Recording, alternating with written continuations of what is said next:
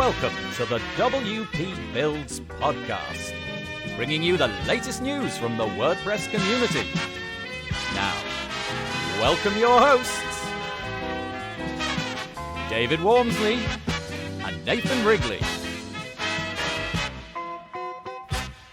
Welcome once again to the WP Builds podcast. You have reached episode number 289, entitled Legal Stuff. It was published on Thursday, the 28th of July, 2022. My name's Nathan Wrigley, and before I'm joined by my good friend David Wormsley, a few very short bits of housekeeping. If you enjoy WP Builds, the podcast, and any of the other things that we do, I'd be most grateful if you shared it. Our Twitter handle is @WP Builds. Alternatively, you could join our Facebook group, wpbuilds.com/Facebook, and join 3,000 plus very polite WordPress users, all exchanging thoughts and opinions. Alternatively, you could just go to our subscribe page, wpbuilds.com/subscribe, and join our email newsletter, where we'll keep you up to date when we post content. Typically, that's 2 times a week, so that will be on a Thursday. That's the podcast that you are listening to right now. And also on a Monday, we do a live show, wpbuilds.com/live. It's called This Week in WordPress, and I'm joined typically by 3 other people, and then we put that out as a podcast episode the next day. If you enjoy the live show, please come and join us this week. We'll have some expert guests and analysis all about the WordPress space. If you like a good deal, may I once again recommend our deals page to you, wpbuilds.com/deals, a searchable, filterable list of absolutely tons of WordPress products which are permanently on discount over at that page. So once more, wpbuilds.com/deals. The WP Builds podcast was brought to you today by GoDaddy Pro. GoDaddy Pro, the home of managed WordPress hosting that includes free domain, SSL, and 24/7 support. Bundle that with The Hub by GoDaddy Pro to unlock more free benefits to manage multiple sites in one place, invoice clients, and get 30% off new purchases. You can find out more by heading over to go.me/WP Builds. That's go.me/WP Builds. And we really do sincerely thank GoDaddy Pro for their support, keeping the WP Builds podcast going. Okay, let's get on with the podcast, shall we? Today, David Wormsley and I are having a chat in our WordPress Business Bootcamp series. We are on episode 5 of season 3, and today we're talking about, well, complex title I know, but the title is Legal Stuff. So this is all about our perspective, and we are not lawyers, caveat emptor, about the responsibilities that we have as builders of WordPress websites for clients. So it's things like the legal consequences of GDPR, accessibility, copyright, and all the other things that we might get ourselves embroiled in. Do we need to be involved? Are we better off just handing all of that over to the client and making sure that they know what their responsibilities are? So, interesting conversation, and I hope that you enjoy it. Welcome to another in the Business Bootcamp series, where we relearn everything we know about building WordPress sites and running a web design business from start to finish. We're on episode 5 of season 3, where we're looking at the technical build, and today we are discussing legal stuff. Nathan and I are taking contrasting approaches as we get our new businesses running and our first client site built. She's a new lawyer with no previous site called Miss A, and Nathan, as usual, we tend to recap on our different approaches. Yeah, just let's do this very quickly. Although I don't know, actually, I don't know that this will come up so much in this episode. Maybe a bit, but because of the nature of the topic, it's kind of blanket across the industry, really. But anyway, mine has been the traditional approach with fixed pricing, the idea being that I throw out a proposal, give them some kind of contract, and then set a deadline and deliver the project. Whereas yours is... Yeah, it's agile, where we try and get out a minimal viable website and make ongoing improvements over time in collaboration with the client. So it's strategic and data-driven. Yeah, you make it sound so impressive. It's very good. Yeah. So today, the legal stuff. This is going to be horrible because let's be honest, neither of us are law experts. So should we just shove that caveat in massive neon letters right at the beginning? Yeah. We definitely We have don't know the law as well as one might, but this is what we think. But we probably know more and have to consider more as we're relearning everything than we did when we started. So That's there's lots right. more Yeah. around, more legal consequences of the things that we do with GDPR accessibility, and some things also, which I guess were always there, but related to rights and copyright as well. So we'll try and take each of those in turn. Yeah, there was basically almost no law around the web when I started on it. You know, if you could put it up there, that was it. There was obviously contracts around what you were delivering, but it was more about that, making sure that you did your job correctly, not about all the, you know, cookies and stuff that we'll get onto later. It was about just, you know, are you going to deliver what you promised to deliver and were paid for? Yeah, it's the really the early days where kind of data that people can have now just wasn't. People didn't realize that's how you could use the web so much and the power of it. So Yeah. it's progressed. It's been a progression for sure. Yep. I mean, in terms of, it's very difficult actually. We're both in WordPress communities, and then it's kind of, there's often lots of chat, certainly in the ones we're in, page builder type communities on this stuff, but it's very hard to kind of pick it out because there's also products that go to solve a lot of these issues. So a lot of it could be profit motivated, and that's kind of true outside of WordPress, of course, as well. Yep. So particularly recently, wasn't there, on the Tavern, there was something about those overlays for accessibility, things you can buy Right.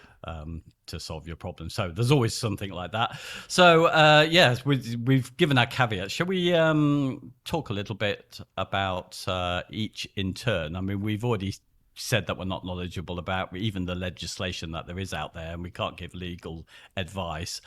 But I think probably we decided early on what we wanted to get from this was the fact that I guess our role is to make sure that we don't make ourselves responsible for things that are beyond our control, of which we're not knowledgeable about, and Right. how we might want to do that. Right, and that really sums up the conversation, doesn't it? At the end of the conversation, that's basically what we'll have tried to do, is to figure out a way to make sure that you're not in control of things that you never intended to be in control, that you didn't actively wish to be in control of. And the fact that there's so much conflicting and changing advice in our Facebook groups and things like that is kind of demonstrative, I think, about how difficult it is to understand the nature of where we're at. And the law is changing all the time. New things are happening all the time. The public's tolerance for things is changing all the time based upon, the leaks of data and things like that. It might become more important to understand all this stuff. So yeah, but I think you've summed it up perfectly.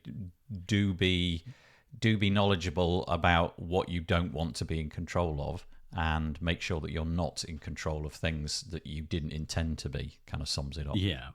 Yeah, there is. I mean, you mentioned there's not much difference, and I agree with you, between agile and traditional approaches. But I think there is, in a way. It's changed how I approach these topics, going from traditional to agile. So I think with the traditional approach, if we're selling a complete product to the client and say, here you are, you're handing over the keys when you've built the site, there could be an implied expectation that you are sorting out these kind of legal stuff, for them about their website and accessibility.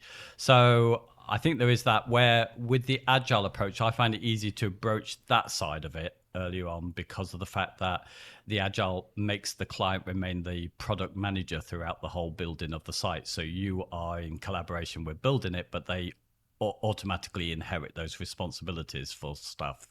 Yeah, I guess this is the point of the contract, though, isn't it? Is that you would make sure that you have got signed off consent for who is responsible for what, and you just need to make sure that your contract is up to date and legally binding with the current state of affairs in the area of the world that you live in. Because this, for example, we'll get onto it, but if you haven't mentioned things like GDPR and data controllers and things like that, then you potentially are in a world of hurt should they come back over. But I totally concede your point it's a bit like when you buy something from a shop, isn't it? You expect the shop to be responsible should you open the box and the thing inside is broken.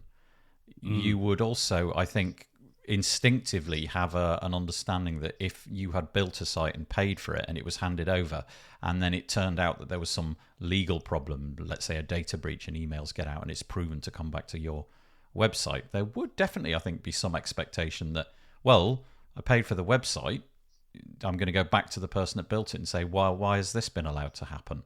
So I guess in my case, those conversations need to happen right at the beginning before they sign anything. And you just need to be really clear about who's responsible for what. I think the difficulty maybe with the traditional there is that I know a lot of people are quite smart with this and will put it in their contract that they can't accept responsibility for this, that, and the other.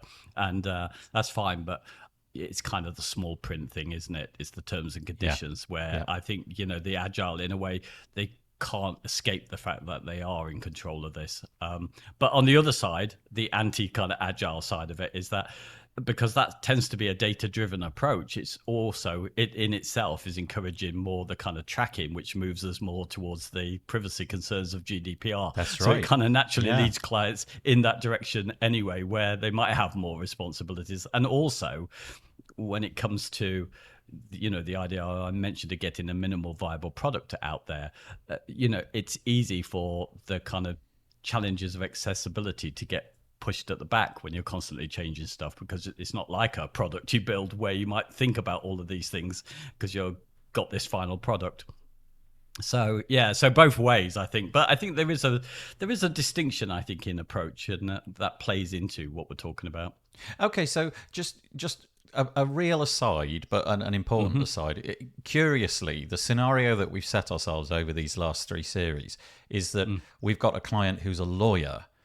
So just in this one particular case, I think it's probably reasonable to understand that they would have an understanding of some of these aspects. Now, they may not be expert in internet law and all of that kind of stuff, but you would imagine that this client, uniquely this client, is going to be asking probing questions about who's in charge of this and who's in charge of that, because they would need to be very certain about where they stand and who's responsible.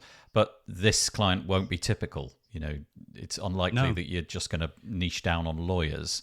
So curiously, I would feel much more certain going forward with this project than I might do with the local shoe shop or something like that. Yeah.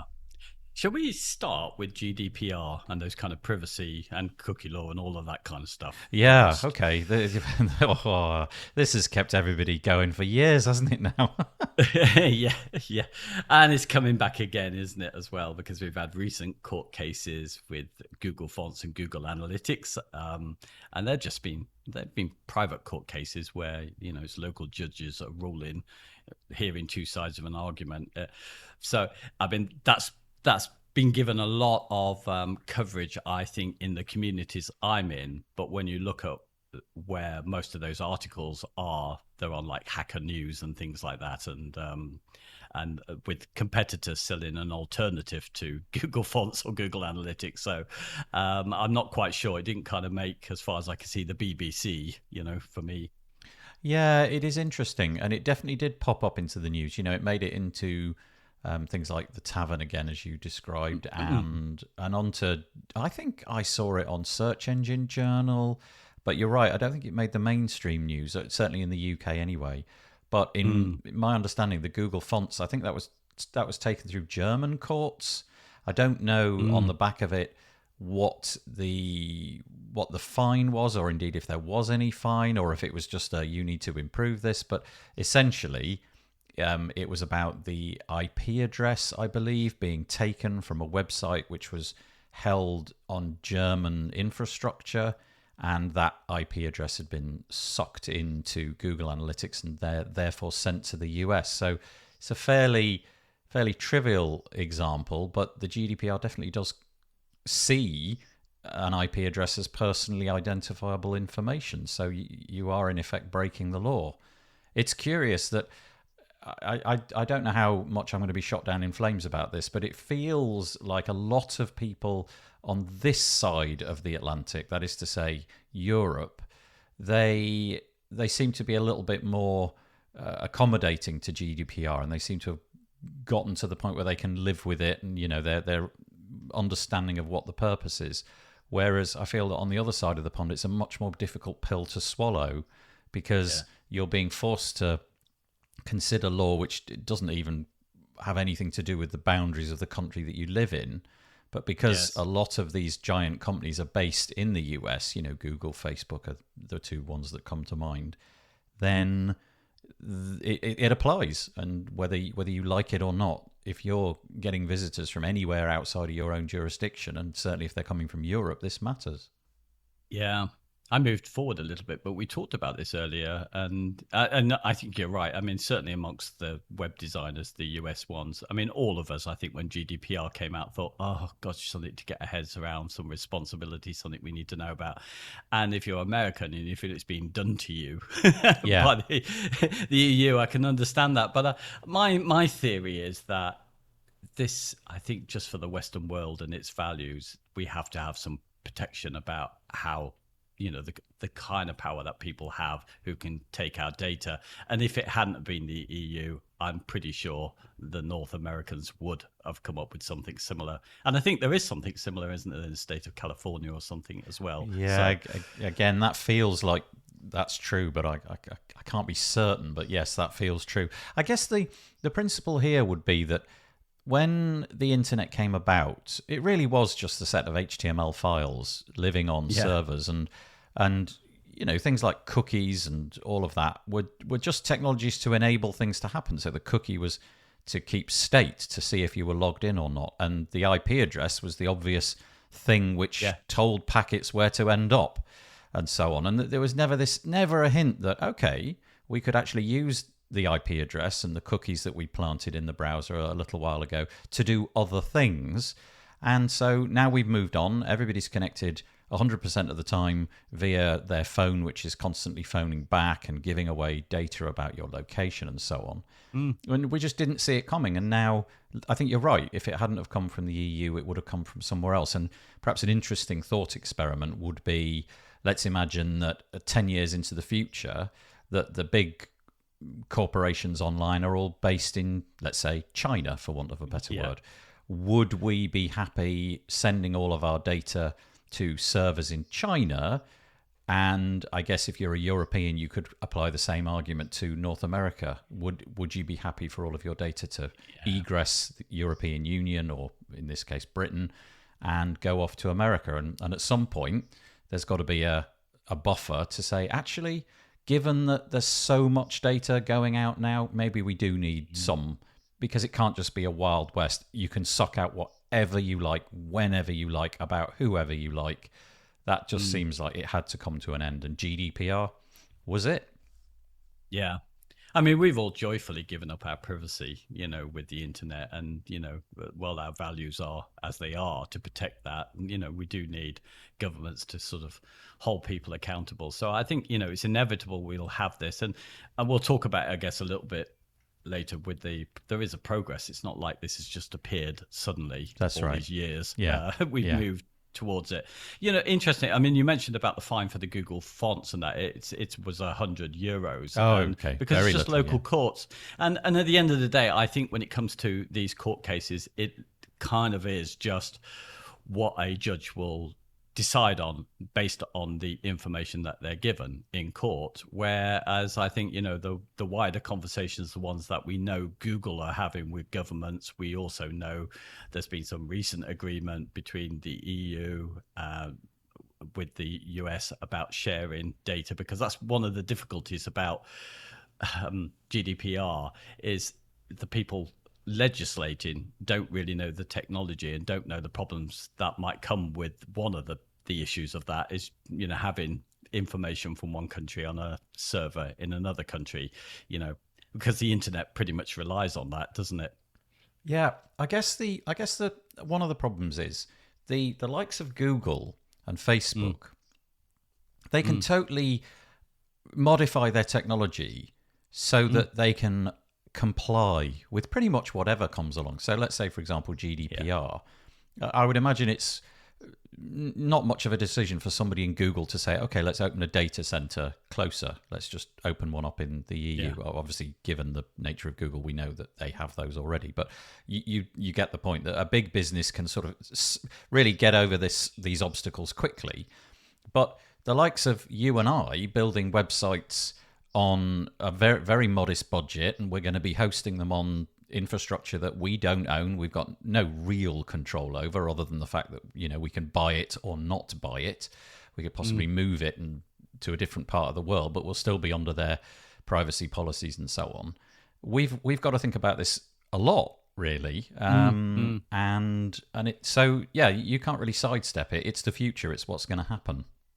And I think I put down the stats that I saw them, but actually it's quite interesting. I was looking at built with for their stats for Google Fonts, and you know, roughly it's used on about 50% of sites. Although there is a slight dip off recently, and I think maybe due to that, and also a dip off as well with Google Analytics. But it is around 60% of the web, and it's 85.9% of all sites who have analytics. So that is huge, you know.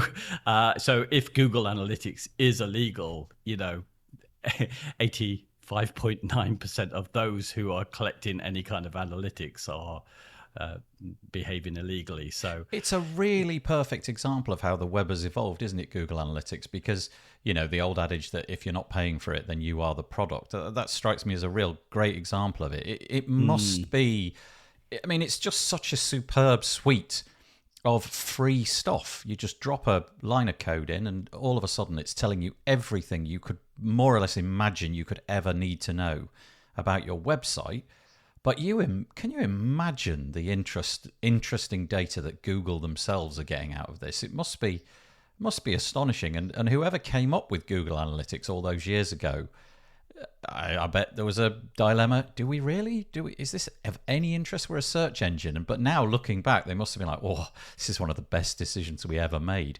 I don't know what the future is for Google Analytics because I really haven't followed that story closely, but it sounded from what we were talking about before we hit record that you've been following it a little bit with Google Analytics 4 and how that's different. Yeah.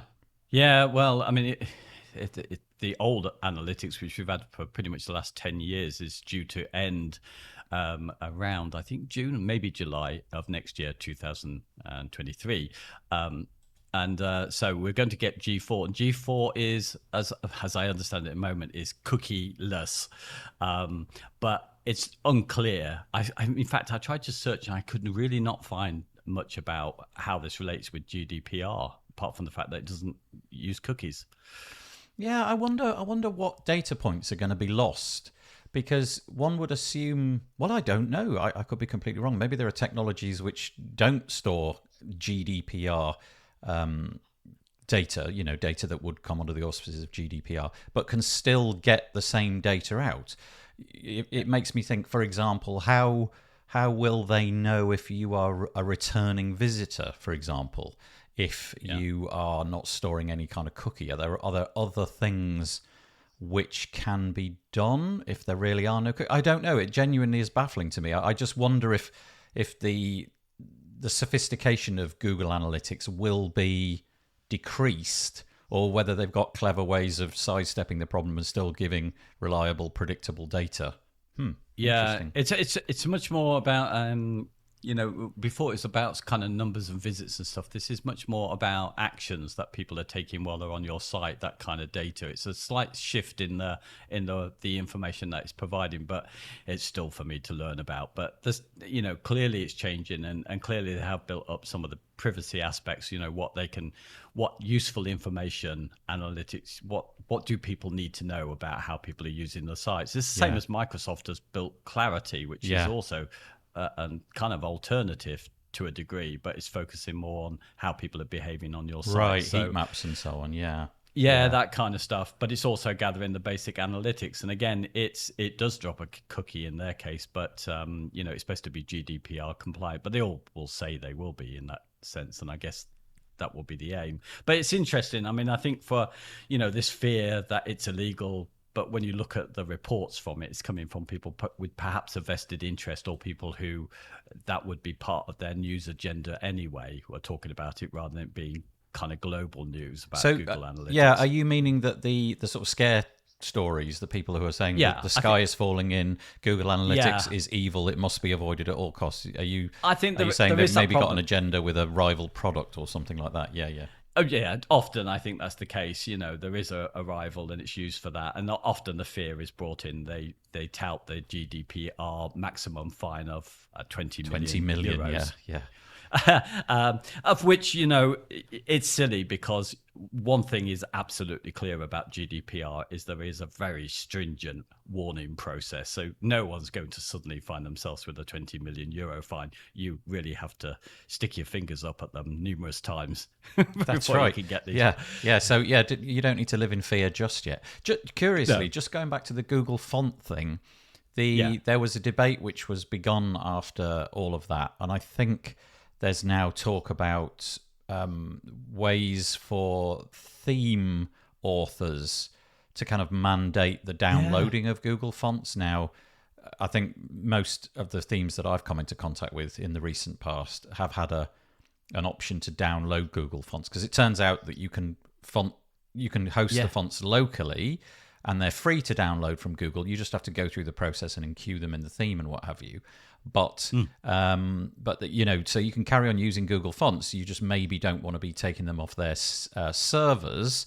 That is to say, calling them in the HTML, and that seems to sidestep the problem. And whether or not WordPress core would wish to impel people who are creating themes that this must always in the future be an option.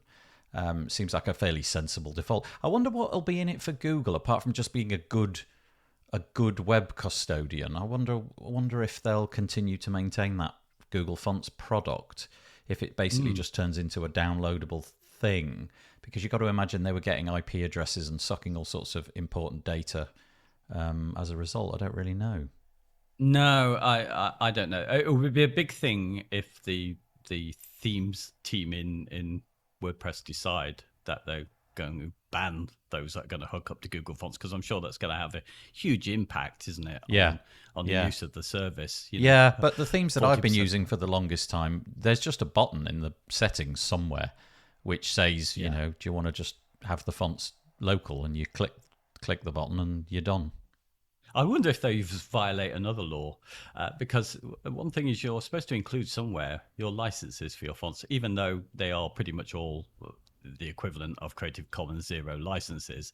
There still is a legal requirement to do that. So, this kind of stuff this stuff can go on forever. You know, I mean, I locally load my fonts manually as well, and I try and remember to include the little license somewhere. But even so, I'm not sure where it is. But I do know it's a legal requirement to do that, to cover the license where your font came from. And I wonder if the themes do that. Anyway, an aside. It was a good aside. Yeah.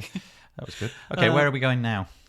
Well, maybe we should just mention quickly the long history, because I remember this so clearly back in 2011 when the EU cookie law, which is officially called the e-privacy directive, came into effect. But it started in 2002. I did not know that. That is interesting. Yeah. That's a long time ago. And it shows you about how easy it is to get cynical about governments doing this stuff, because, I mean, that was one where it was a classic turnaround at the 11th hour, literally days before it was due to go out, which I think is always the same date with these things. I think it's the 25th of May, same as the GDPR date was. Right. I think so.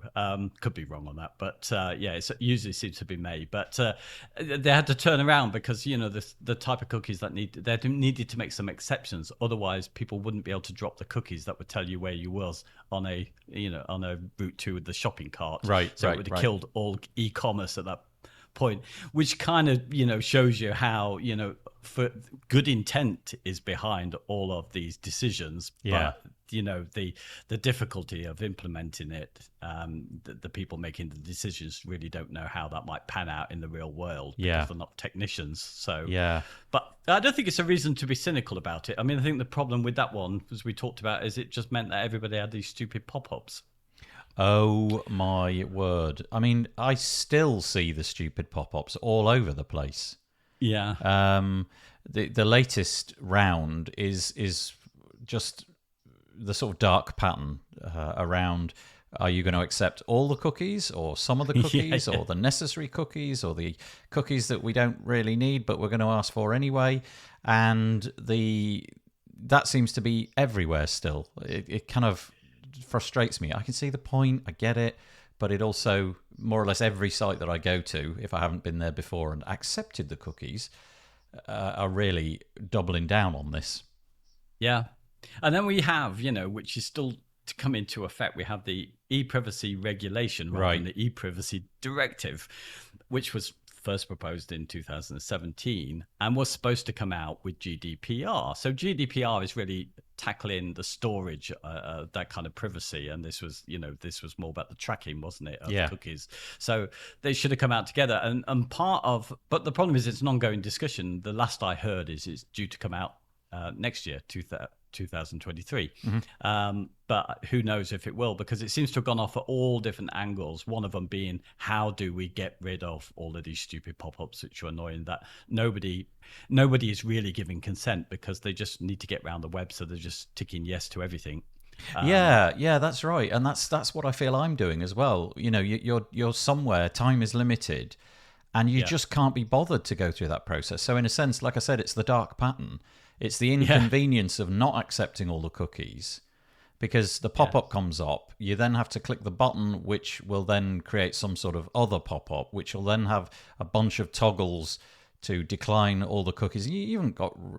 I mean, I wish you did, but that's a mess. And every site's got a different implementation and different language, and so there's no kind of muscle memory that you can rely on, which says, okay, given a choice of cookies, I'm going to do this, and this, and it'll be over in 2 seconds. You have to go through and read everything, and it really does make a bit of a mess of the web. It's really stifling it a bit, I think.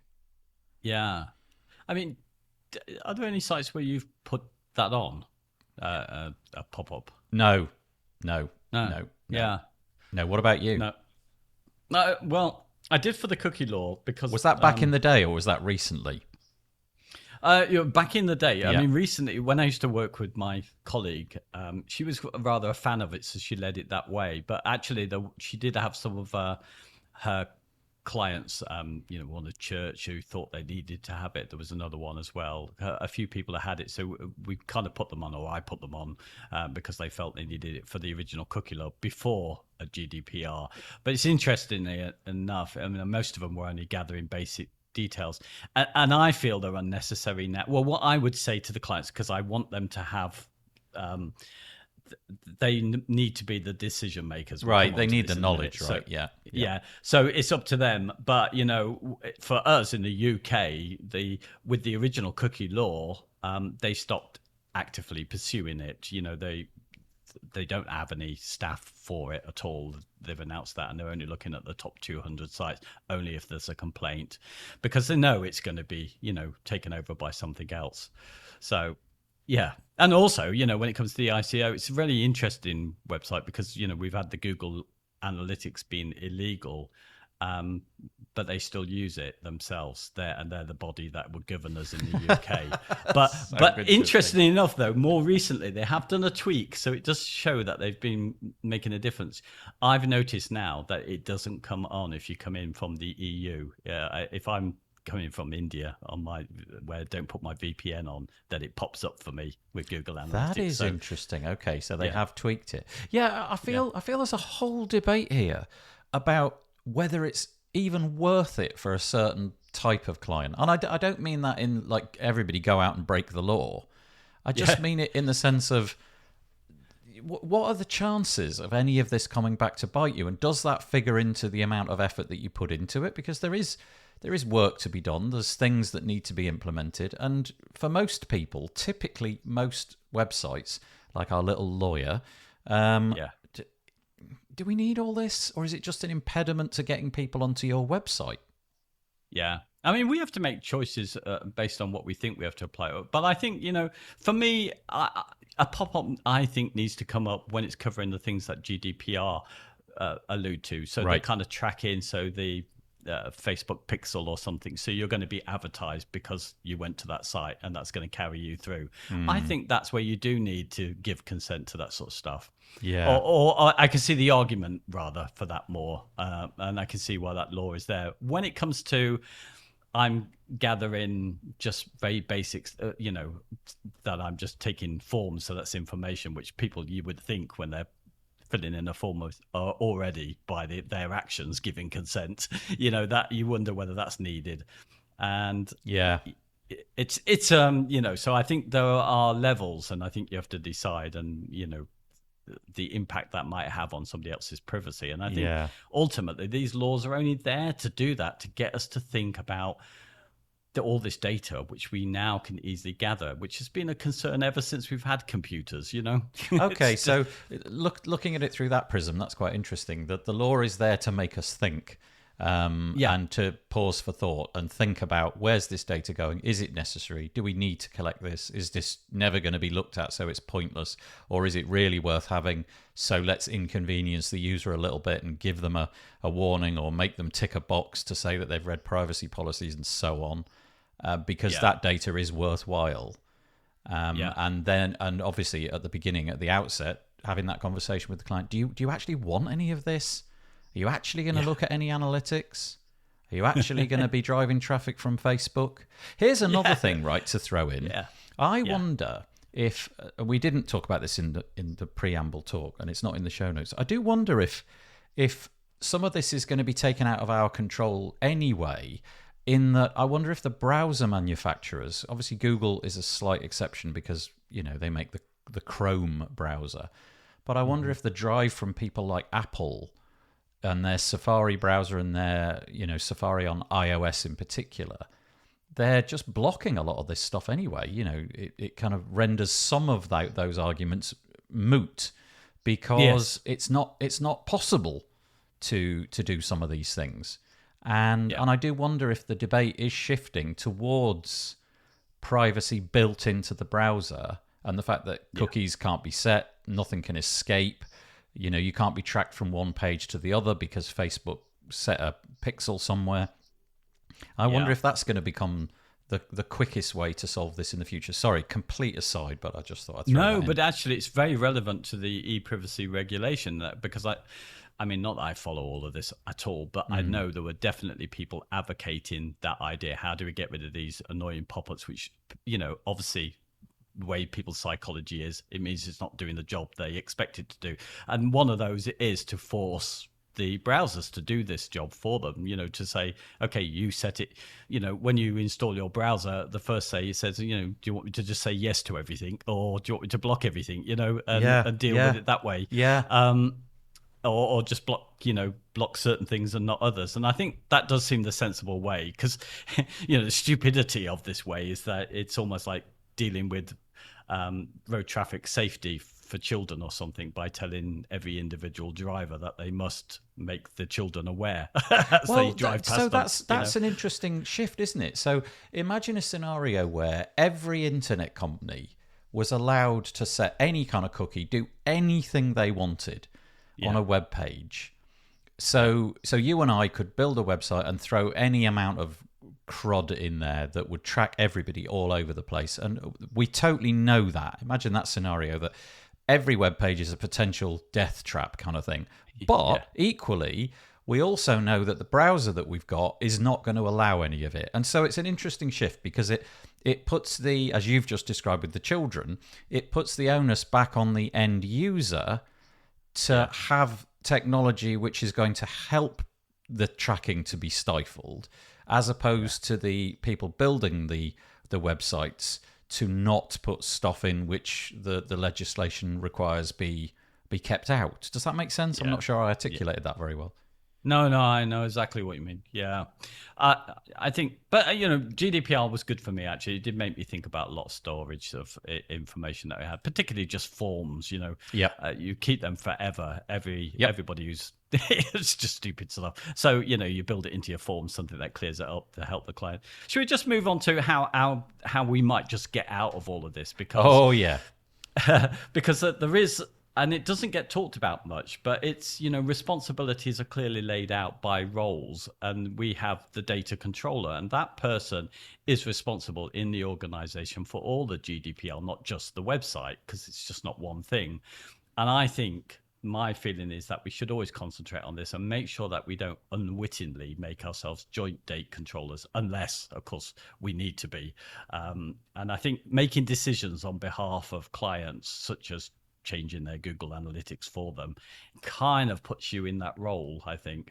Okay, so just to go through that again, to drill down into it a little bit, you're talking about the fact that the data controller ultimately is the person who's going to get the knock on the door from the solicitor, Yes. I guess.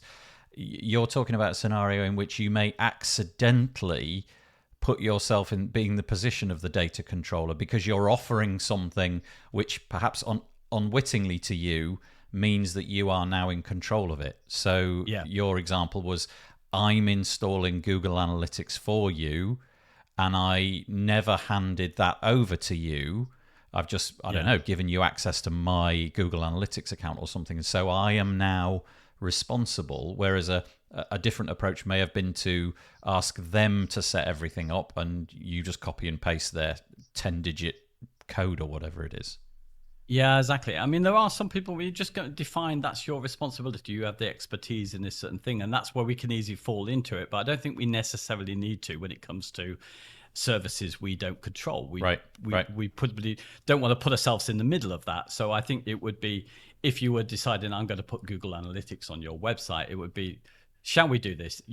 So my way of dealing with it now is, and it seems so logical now, because as you need to have a defined data controller for a privacy page on a website, which you're going to provide for them, you can have that conversation, say who it is, and then explain, look, the way I work, blah, blah, is that you are always in control of these kind of basic decisions. I will just suggest what are our options, and Google Analytics will be one. There are others, but it is yours. And that way you're just not, putting yourself where potentially from their perspective, if the EU says you're violating here, they go, well, that's my web developer. He takes care of that. You've already told them, no, you're the data controller. I'm not a joint data controller with you. Okay, so given that is true, a couple of questions leading from that.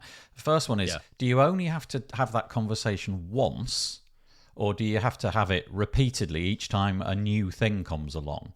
And do you need to get all that in writing? Does that need to be signed off to say, okay, David Walmsley is not the data controller, Miss A is, and we're going to put that on the privacy page so that it's very clear? Do you have to have that in writing, do you think? I guess you do. No. Well, I think not, because I think, unless you, I mean, the issue wouldn't be necessarily, it would be like everything is, if it became a friction, then it would be for courts to decide, and we know kind of that can go any way, but I think in terms of, there should be no reason why they think you are, or you should give them no reason to think you are anyway. Just what I mean? Yeah, that's I do. all I'm saying on that. I don't think you need to keep overly protecting yourself, because then maybe that might make them more conscious of their the decisions they make. Maybe you do, but for me, I don't feel like that. I just feel need to make sure that my service is not one where I provide them with this compliant product. That's what they think they bought. I just make sure we're building a site together. You're the data controller. The decisions like this, which could impact legally, are the ones that you make. Right. Yeah, that's an interesting way of putting it. Yeah. Okay. Got it. Yeah. That's it really. I think we've probably done it, haven't we? GDPR. Should we go on to accessibility? Sure. This is another minefield as well, isn't it? Because and in one which seems to have really grown in importance over the last year or so. It seems to be incredibly important now. I was having a chat with Amber Hines, who deals with accessibility a lot, and my current thinking on this is that it's not 100% or nothing. In other words, if your website is not perfectly accessible, that's fine, so long as you're on a journey and you are getting yourself towards everything being accessible. But it does feel as if the ambulance chasers might see this as a golden opportunity in the near future. So doing nothing might not be advisable, but not doing 100%, right off the bat is also okay, so long as there's a flow in the right direction. Yeah, that was the word I was looking for before. Ambulance chasers, that's it. There's a big wave of that, people profiteering on accessibility. And I think there's a couple of things which may have boosted it recently. I think last year, the US, who really didn't have, any official laws generally for the web on accessibility, I think now have it, but I'm not sure on that. And we're also in WordPress as well, where accessibility has come up a lot because there's a whole new UI for WordPress, and there's been a lot of talk about that, so that's raised awareness as well, I think, in our area about it. Do you, in your experience, have you had anybody made that a priority of theirs? Oh, when they've come never, to you? never. No. Yeah. No. I think it's still not even on the radar. It's for us to introduce that subject, isn't it? And for us to have an understanding that, well, this really is going to matter. And in fact, it already does matter. But it's more of a conversation of, look, you do realise that we need to give this some thought. And whilst there may be some hidden costs there, largely to do with time spent making things work correctly, you've got to do it. There's no way of avoiding it. Even if in your previous iterations of the website, it was never mentioned, never discussed, never thought about. Well, it does now. And you can sort of see in the real world examples of this, can't you? You can see in the real world infrastructure being put into buildings to make it so that people, for example, with wheelchairs have access. If you go back 50 years, that never happened. And now it's just part of the cost of putting together a building. You've got to have that stuff. Yeah. It's not allowed to do it otherwise. And so the same would be true on the web. You've got to build this stuff in, and there is a cost to it which can't be avoided. But no, never, ever came up.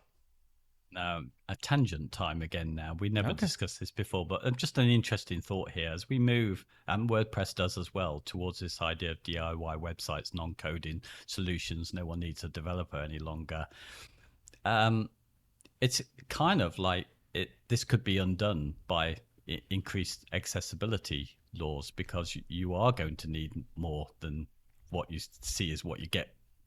Just what I mean. So we could see a complete turnaround of that, and we're maybe moving into that direction. Interestingly for me, do you know what? I did have one client. Shall I tell you about them? Yeah, go on. Yeah, the one who did come, and it was when I was working with my colleague, who accessibility was a big thing for them. They got governments and Arts Council funding, and they were a charity. Right. And really interesting because they had one of these on their main site. This was a side project they came to us about. On their main site, they had one of these overlays, which have been criticised a lot. It was in the WP Tavern about accessibility advocates had an open letter urging people not to use these. That's right. Yep. Accessibility, etc. There's a load of these on there. So they had one of those. And it was just so interesting about this whole responsibility with them, because I wasn't interested. My colleague was, because she was sort of connected in other ways with them. But because they came with this, and they had another developer who was too expensive and they didn't want to use those. But they really required a legal level. And I just said, honestly, because they also had some really grand ideas about what they wanted this website to do. And I said, but the two don't go together. You can't do that and be accessible. So I didn't really want to do it, but we helped them in the end. We put something up which was actually reasonably accessible in the end. Somebody just worked with us. But it's been an ongoing thing. As there's a kind of passing off of responsibility, between client, because I hosted them for a while, and then somebody lost a job, somebody else came back in, and they were wanting me to sign all sorts of things to the effect that I was responsible for things which I clearly wasn't going to be, because my involvement was a few $100,000. And I would be opening myself up for tens of thousands. Yeah, exactly. That's right. So I said there to move on. But it's just interesting. I just thought with the public body, which of course has more responsibility, particularly if government funded, to make their site accessible to all. How that pans out in an organization like that wasn't very well. It really, for them, it was a job that they needed to make somebody else's responsibility. I feel that the job is explaining, isn't it, to the client that this stuff matters, and then being able to dig out the appropriate documentation in your jurisdiction which explains why it matters, but also what absolutely as a kind of minimum really needs to be happening, putting that in front of the client and saying, look, here's some guidance. And again, it's a bit like the data controller thing. You then say, okay, you are now armed with this information. Where do we go from here? And I guess you are covering yourself, you're protecting yourself if you've had those conversations and it's decided that this thing can happen this quarter and this other thing can happen in the next quarter, and just see where that conversation goes. I think it's the hot thing at the minute, and I think it'll continue to be so. You were talking about things like pop-ups and these overlay technologies which have been reported about. And I do wonder if in the WordPress space, because there's now a need for it, I can't see what will be done, but I would imagine that bright and interesting minds will be turned to this as a thing that they want to tackle. And I'd be curious to see if in the future plugins which do a decent job may very well come along, rather than having to use all the different browser extensions and tools out there to scan your site and so on and so forth. I wonder if the WordPress ecosystem itself will figure out how this might be done best.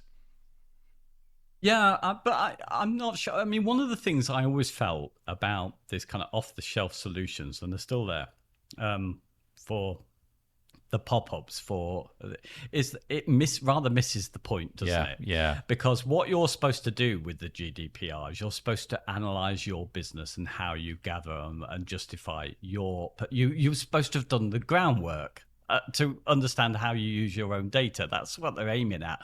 So when you go and buy these things that are pop-ups with it written for you, what they tend to do is they end up not really being legal because they don't explain the use for the data. Because it's just yes, they have this little logical loop of where it's used for, whatever it might be used for, and so they don't.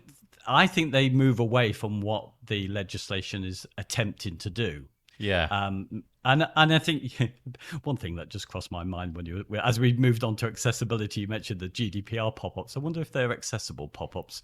Do you abide by one law and break another at the same time? That's fascinating. What interesting. Yeah, we should go out and check that at some point. But it's the new thing. It's the new thing, and it's yet another.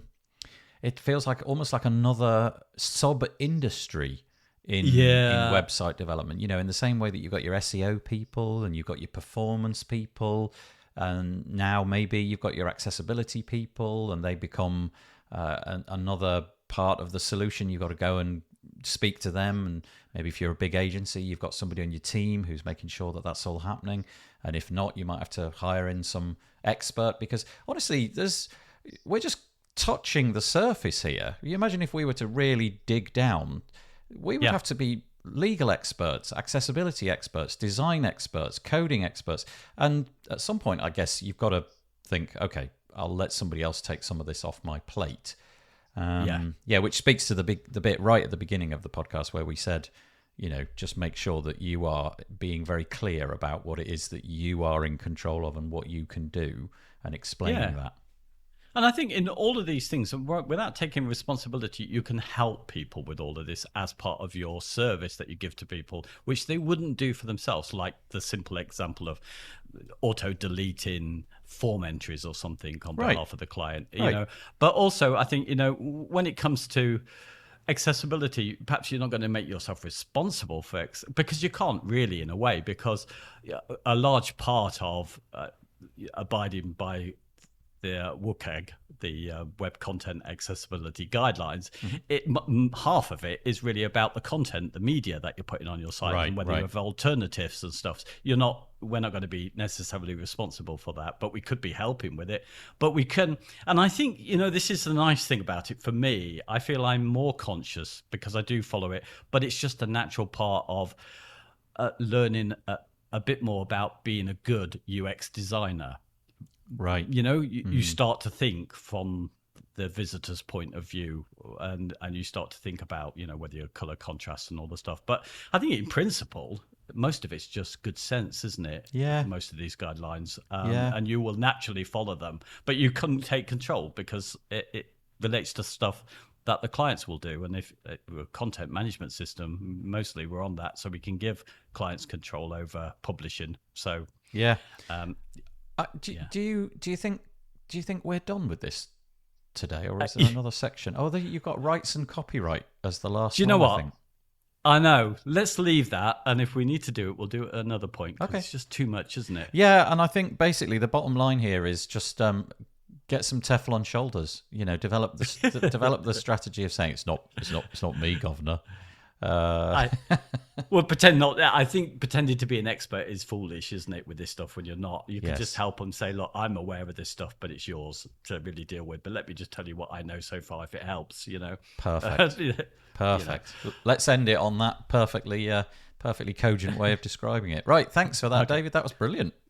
Yeah, lovely. Shall we say what we're doing next time? Yeah, go for it. So we're on episode 6, series 3, and Yeah, it is Well, we're talking about the launch. So yeah, finally, which is something different actually to you. happening. Yeah, that's right. Yeah. Yeah, because of course you never have a launch, so you've know. got nothing to say.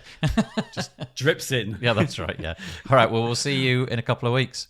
Okay, lovely. Thanks. Bye.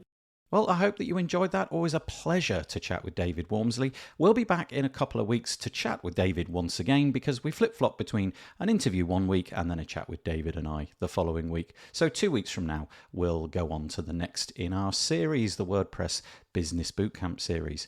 I hope that you enjoyed it, though. I hope that there was some interesting information in there. If there was something you would like to comment on, please head over to wpbuilds.com and search for episode number 289. Leave us a comment there. It's quite likely that some of the things that we said may not have resonated with you. There may be something that we missed out, something that you feel that we got wrong, or possibly something that we got right. We would love to hear your thoughts. And if you feel like sharing the podcast, we would love that as well. The WP Builds podcast was brought to you today by GoDaddy Pro. GoDaddy Pro, the home of managed WordPress hosting that includes free domain, SSL, and 24/7 support. Bundle that with the Hub by GoDaddy Pro to unlock more free benefits to manage multiple sites in one place, invoice clients, and get 30% off new purchases. You can find out more by going to go.me/WP Builds. And we thank GoDaddy Pro for their support of the WP Builds podcast. Okay, that is truly it for this week. Once again, I hope that you enjoyed it. See you next week. See you possibly on Monday for the This Week in WordPress show. Stay safe. Bye-bye for now. And here comes some very, very cheesy music.